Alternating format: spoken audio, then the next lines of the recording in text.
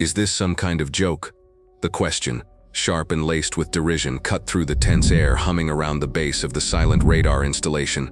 Captain Eva Rostova, head of the 3rd Marine Engineering Battalion's Special Projects Team, stood with her arms crossed, a data slate clutched in one hand. Her eyes, narrowed in disbelief, were fixed on the old man standing before her. General Madsen told me he was sending an expert. He didn't say he was sending a museum piece. A few of her younger engineers, bright minds from the best technical universities in the country, stifled smirks. For 3 agonizing days they had thrown everything in their modern arsenal at the AN/FPS 132 phased array radar, the colossal 5-story tall dish the unblinking eye meant to guard this stretch of coastline was dead. They had run every diagnostic, cross-referenced every schematic, and consulted with the manufacturer's top minds via secure video link. The result was always the same, a cascade of error codes that led nowhere. The silence from the radar was a tactical blindness, a glaring vulnerability that had the entire base command on edge. And General Madsen's solution was this man. Bernard Owens looked to be at least 80. He wore faded denim jeans, a simple plaid shirt, and worn leather work boots. He held no data slate, no diagnostic sensor array. In his hand he carried a small weathered leather tool roll that looked like it had survived a war, or 3. He didn't react to Captain Rostova's insult. His gaze wasn't on her, or her team of frustrated prodigies. It was fixed upward, on the immense lifeless structure of steel and composite materials. His calm was a stark island in their sea of anxious energy. "With all due respect, sir," Rostova continued, her voice dripping with a condescension she didn't bother to hide, "we have terabytes of real-time diagnostic data we're trying to parse. What exactly do you think you can contribute?" Bernard finally lowered his gaze. His eyes, a pale but startlingly clear blue, met hers. They held no anger, no defensiveness, only a quiet, unnerving focus. "I'm here to take a look," he said, his voice a low, gravelly rasp. "The general asked me to take a look," a young lieutenant scoffed from behind Rostova. "We've had thermal, acoustic, and electromagnetic imaging done on every square inch of that array. We have the data. What are you going to do? Feel its pulse?" The comment earned a few nervous chuckles. The air was thick with the intellectual arrogance of the young and the brilliant. They saw a man out of time, an analog relic in their digital world. They had equations, algorithms, and processing power. He had wrinkles and a tool roll. It was, to them, an absurdity. Rostova gestured impatiently at the silent behemoth. "The primary power conduits are stable. The coolant systems are cycling perfectly. The command and control interface is reporting a full system handshake, but the emitter arrays are completely dark. It's a ghost in the machine, a software issue most likely, something we haven't encountered." Bernard gave a slow, deliberate nod. He didn't look at their screens, at the endless lines of code and data streams. Instead, he started walking. He moved with a slow, steady gait, his hand running lightly along the massive concrete plinth that supported the radar. His team watched him, a mixture of pity and annoyance on their faces. It was a performance, they thought, a folksy act for the general's benefit. "Sir, the Foundation is seismically certified to withstand a magnitude 8 earthquake," Rostova called out, her patience wearing thin. "I assure you the problem is not a crack in the concrete." Bernard didn't answer. He continued his slow circuit, his head cocked as if listening to something they couldn't hear. He stopped near a heavy steel access panel, knelt down with a slight groan, and pressed his palm flat against the cold metal. He closed his eyes. The engineers exchanged glances. This was beyond absurd. It was embarrassing. Rostova felt a flush of anger. The general was undermining her authority, making a mockery of her and her team's expertise by bringing in this shaman. "All right, that's enough," she snapped, her voice sharp with finality. "Sergeant, please escort Mr. Owens back to the visitor center. We have actual work to do." Bernard opened his eyes. He ignored the approaching sergeant. He looked at Rostova. "The new generator," he said, his voice quiet but carrying clearly in the tense silence. "The one you installed last month. Where is its foundation relative to this one?" Rostova was taken aback. "What does the backup generator have to do with anything? It's 50 yards away, completely isolated. We're on main grid power. The generator isn't even running." "Doesn't matter if it's running," Bernard said, pushing himself slowly to his feet. He unrolled his leather toolkit on a nearby crate. The tools inside were old, worn smooth with use. Some of them looked handmade, forged and welded for purposes no one could guess. He picked up one in particular, a long, slender piece of steel with a 2-pronged fork at one end and a weighted handle. It looked more like a tuning fork than a wrench. He held it up. "What in God's name is that?" the young lieutenant muttered. Rostova's face hardened. That tool, that archaic custom-made thing was the final insult. It was a symbol of everything she was fighting against, an unscientific, gut-feeling approach to a problem that demanded precision, data, and modern methodology. The old man was a living embodiment of outdated nostalgia, and the general had inexplicably invited him into her high-tech cathedral. The world seemed to fall away for a moment, the sounds of the bass fading into a dull roar in Bernard's ears. He wasn't looking at the scornful faces of the young engineers. He was seeing the tool in his hand not as it was now, but as it had been. He was 20 years old again, huddled in a frozen muddy trench outside of Hungnam. The biting Korean wind howled around him, and the only light came from the sporadic flashes of artillery on the horizon. The battalion's primary long-range radio was dead. A piece of shrapnel had torn through the casing and shattered a crucial crystal oscillator, a component they had no replacement for. Without it, they couldn't coordinate an evacuation. They were blind, deaf, and freezing to death. While others despaired, a young Bernard Owens worked. Using a piece of a ruined Jeep's leaf spring, a spent shell casing, and a camp stove for a forge, he had crafted this, not a wrench but a resonator, a tool designed to find a specific harmonic frequency. He was using it to try and find a vibration in the radio's chassis that would mimic the lost crystal's function, a 1 in a million shot. The memory was sharp, visceral, the smell of hot metal and ozone, the desperate, focused look on the faces of his fellow Marines watching him work, the weight of their lives resting on a piece of scrap metal he was beating into shape. He blinked, the memory receding, leaving only the weight of the tool in his old, wrinkled hand. He saw the condescending smirk on the lieutenant's face, the utter dismissal in Captain Rostova's eyes as she looked at the very instrument that had saved 150 men from annihilation. And he understood. They couldn't see the history. They couldn't see the knowledge paid for in blood and fear. They only saw a piece of old, strange-looking metal. Watching from a distance near the doorway of the radar's control building was Chief Warrant Officer Mills. He was a man who had been in the Marine Corps for 25 years, a man who served General Madsen directly as a special liaison. The general's orders had been simple. Take Mr. Owens to the site. Stay out of his way, but don't let anyone else get in his way either. Call me if there's a problem. Mills had seen enough. The open contempt, the snide remarks, the captain's escalating hostility. It was more than just a problem. It was an embarrassment. Captain Rostova was a brilliant engineer, but her arrogance was a blinding light, and she was about to commit a career-ending sin. She was about to physically remove a guest who had been personally summoned by the base commander. A guest who, Mills was beginning to suspect, was far more than he appeared. As Rostova gestured for the sergeant to take Bernard's arm, her voice rising in command, "I said, get him out of here, now. That is an order." Mills slipped back inside the control room. He pulled out his satellite phone and hit a single speed dial number that connected directly to the general's aide. "This is Mills," he said, his voice low and urgent.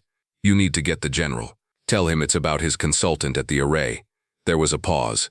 "No, sir, he isn't in any danger. He's just being treated poorly.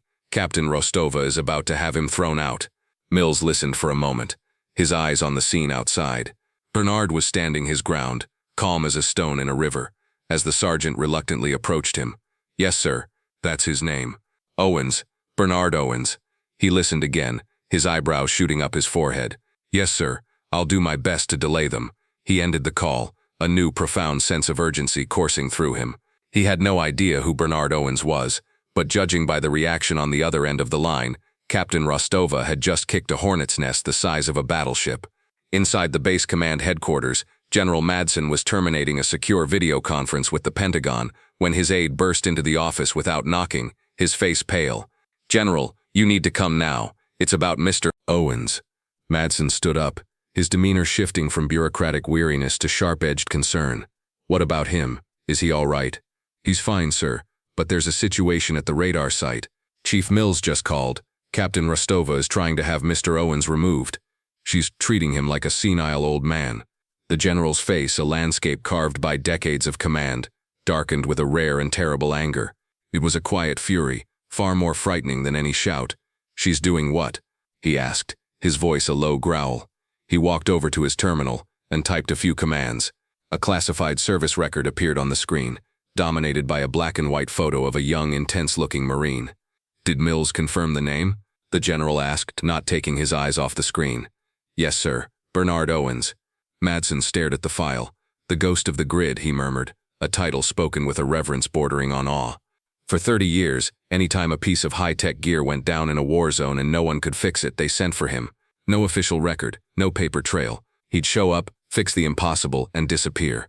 The man practically wrote the book on battlefield engineering because he invented it as he went along. The core emitter design in that very radar system is based on a concept he pioneered during a siege in the jungle when all he had was a captured enemy radio and a roll of copper wire. He looked at his aide, his eyes blazing. He didn't just get a Medal of Honor for his service. They created a special commendation for him, a citation for technological genius under fire, because what he did was so far beyond the normal scope of Valor. And Eva Rostova, with her master's degree and her shiny new toolkit, is trying to have him thrown out. The general grabbed his cover from his desk. "Get the command vehicle, now. And get the sergeant major. I want him with me." He was already moving, his strides long and purposeful. Captain Rostova wanted an expert. She's about to find out she has a living legend. Back at the silent radar dish, the standoff had reached its peak. The sergeant had reluctantly placed a hand on Bernard's elbow. "Sir, I'm sorry, but the captain has given me an order. I have to ask you to come with me." Bernard didn't resist. He simply looked at Captain Rostova, a hint of what might have been disappointment in his clear blue eyes. Rostova, emboldened by his compliance, took a step forward. This was her site, her responsibility. She would not have her authority questioned by an old man, no matter who sent him. "Let this be a lesson, Mr. Owens," she said, her voice filled with the cold certainty of her position. "This is the modern Marine Corps. We rely on data, not superstition. Your time has passed. I'll be recommending to the general that your visitor privileges be permanently revoked for interfering with critical defense infrastructure." She gestured for the sergeant to lead him away, turning back to her team with an air of finality. "All right, let's get back to work. Run the primary cascade diagnostic again from the top." Her words were swallowed by the sudden piercing squeal of tires on asphalt. Two black command SUVs and the general's personal vehicle screeched to a halt just yards away, doors flying open before they had fully stopped. General Madsen emerged from the lead vehicle, his face a thundercloud of controlled rage. He was flanked by the base sergeant major, a man whose presence alone was enough to make colonels stand straighter. They moved with a speed and purpose that instantly froze everyone present. The confident chatter of the engineering team died in their throats. All eyes locked on the approaching storm. Rostova's jaw went slack. She spun around, her face instantly losing its color. "General, I wasn't expecting you, sir." General Madsen walked right past her as if she were a ghost. He didn't spare her a single glance. His eyes, and the eyes of the sergeant major, were locked on one person, Bernard Owens. He marched directly up to the old man who was still standing calmly beside his roll of tools. The general stopped, his back ramrod straight, and executed the sharpest, most profound salute of his life. It was a gesture of pure, unadulterated respect, a salute one gives not to a subordinate or even a peer but to an icon. "Mr. Owens," General Madsen's voice boomed, echoing in the stunned silence. "It is an absolute honor to have you on my base. On behalf of the United States Marine Corps, I want to formally apologize for the disgraceful reception you have received from my personnel." The base sergeant major, followed by the other senior officers who had arrived, snapped to attention and rendered their own salutes to the old man in the plaid shirt. The team of young engineers stood paralyzed, their minds struggling to process the scene. Their brilliant, demanding captain had been utterly ignored. The base's highest-ranking officer was saluting the old man she had just tried to have thrown out. It was an inversion of the universe as they knew it. General Madsen dropped his salute but remained at attention. He turned his head slightly, his gaze sweeping over the dumbfounded faces of Rostova's team, finally landing on her. His eyes were like chips of ice. "Captain," he began, his voice dangerously low, "you and your team have been staring at this problem for 72 hours. Let me tell you who you've been ignoring for the last 30 minutes. He took a deep breath, his voice rising in volume and intensity. "This is Bernard Owens. In the winter of 1950 at Chosin, then Corporal Owens rewired the frozen engine blocks of 6 transport trucks using communication wire and scavenged radio parts, allowing the evacuation of over 100 wounded men who would have otherwise been left behind. In Vietnam, he jury-rigged a downed aircraft's radar system into a crude but effective early warning system that saved an entire firebase from being overrun. For that, and a dozen other actions just like it, he was awarded the Medal of Honor." A collective gasp went through the crowd of engineers. They looked at Bernard, at his simple clothes and quiet demeanor, trying to reconcile the image with the legend being described. "But that's not all," the general continued, his voice ringing with authority. "Mr. Owens is unofficially known in certain circles as the ghost of the grid.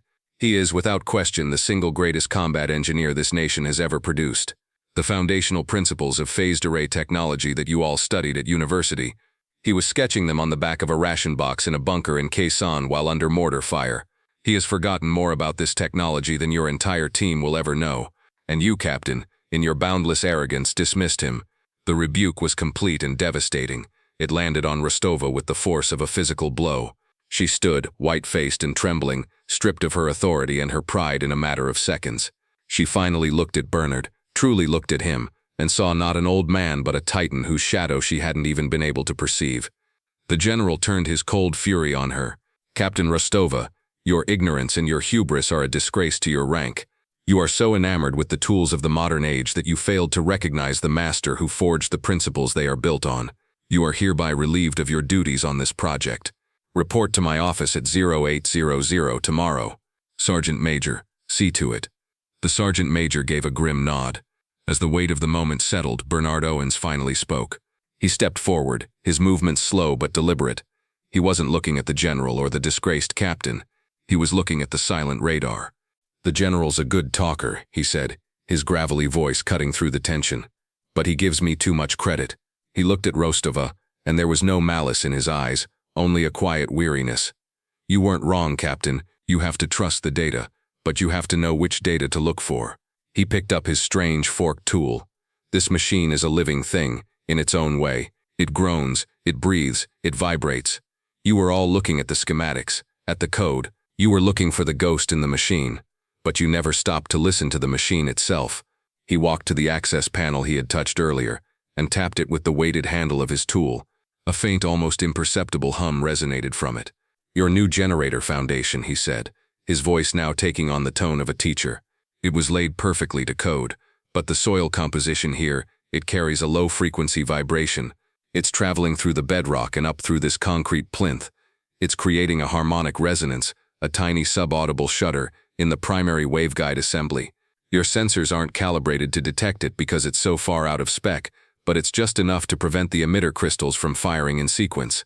You don't have a software problem, Captain. You have a vibration problem. As he spoke, holding the custom-made resonator, another memory flashed. The cold bunker in Quezon, 1968. A young Marine, a radio man, watched him with wide, fearful eyes as he used the very same tool, freshly forged, to tap gently on the chassis of their only long-range radio. "What are you doing, Bernie?" the kid had whispered. Young Bernard Owens hadn't looked up. "I'm listening to the steel," he had answered. "It always tells you the truth if you're quiet enough to hear it." The truth then had been a micro-fracture in a vacuum tube, a flaw he could only find by the way the metal hummed. The truth now was the same, just on a much grander scale. Under Bernard's quiet instruction, the humbled engineering team, now led by the chastened lieutenant, swarmed into action. They didn't use their complex data slates. They used wrenches and vibration dampeners. Following Bernard's guidance, they placed specialized insulating pads at key points where the radar's superstructure met the concrete plinth. It was brutally simple, low-tech work. Within an hour, Bernard gave a nod. "Try it now," he said. The lieutenant, his hands smudged with grease, relayed the command into his headset. A low hum started from within the installation, a sound no one had heard for 3 days. It grew into a powerful thrum of energy. On the massive face of the array, 1,000 small points of light flickered to life in perfect unison. A cheer erupted from the assembled Marines. On the main screen inside the control room, the familiar sweeping green line of a successful radar search pattern appeared. The eye was open. The blindness was cured. In the days that followed, a formal directive from General Madsen's office circulated through every technical command on the base. It mandated a new 3-day training course for all engineering officers. It was called Foundational Diagnostics and the Lessons of the Ghost, and it focused not on the latest software but on the unchangeable physical principles that governed all machines. It became the most sought-after and respected course on the base. A week later, Eva Rostova, now reassigned to a mundane logistics analysis role, saw Bernard Owens sitting by himself in a corner of the mess hall, slowly stirring a cup of coffee. For days, she had replayed her own monumental failure of judgment in her mind. Taking a deep breath, she walked over to his table. "Mr. Owens," she said, her voice barely a whisper, May I sit down?" He looked up, and his pale blue eyes held no judgment. He simply gestured to the empty chair across from him. "Please, Captain." She sat, her hands trembling slightly. "Sir, There are no words to properly apologize for my conduct. Bernard took a slow sip of his coffee. He didn't say, "It's okay," or "Apology accepted." He just looked at her for a long moment. "I worked on my first engine when I was 14, he said, his voice soft. "It was for a water pump on my family's farm. I spent a week taking it apart and putting it back together. I thought I knew everything about it, but I couldn't get it to start. My grandfather came out, watched me for about 10 minutes, and then he walked over and flicked a single pebble out of the fuel intake valve." Bernard smiled at the memory. "He told me that being smart is knowing how to take the machine apart. Being wise is knowing to check for the pebble first. You're very smart, Captain. The wisdom will come." He stood up, leaving his coffee on the table. "You just have to remember to listen for the pebbles." He gave her a small grandfatherly nod and walked away, leaving her alone with his lesson, a lesson far more valuable than anything she had learned from a textbook. The quiet wisdom of heroes like Bernard Owens is a timeless reminder that the greatest strength is often found not in the noise of new technology, but in the silent, steady foundations of experience and humility. These are the stories of valor that truly build the world. If you were inspired by the story of the Ghost of the Grid, please like this video, share it with others, and subscribe to Veteran Valor for more stories of the unassuming heroes who walk among us.